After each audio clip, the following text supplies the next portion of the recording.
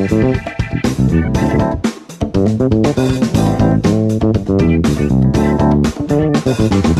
know you find in the little books the major pentatonic and the minor pentatonic, but it's all the same scale.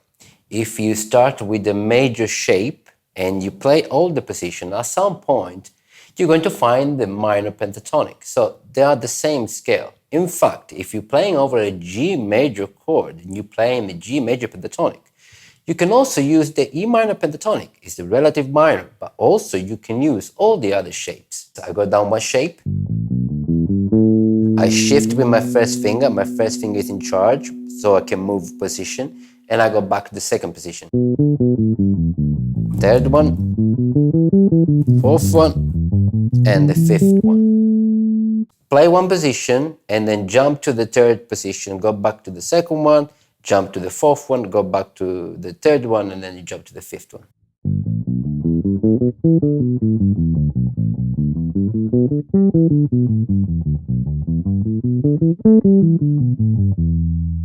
We're gonna try to play them horizontally now. And it's the same thing. I have my first finger that is always in charge of the shape. So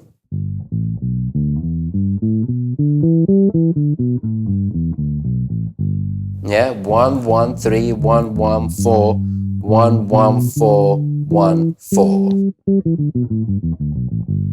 For the purpose of this video, we're just going to discuss the major chords.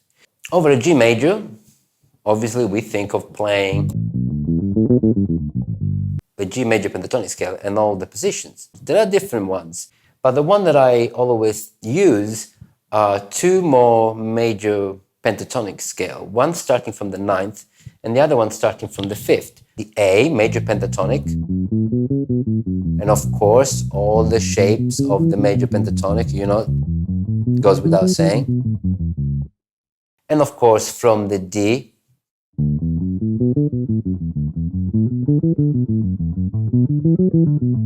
now if we analyze quickly why those two scales do work over the major chord is, for example, if I'm playing an A major, all the notes are pretty much inside apart from the C sharp.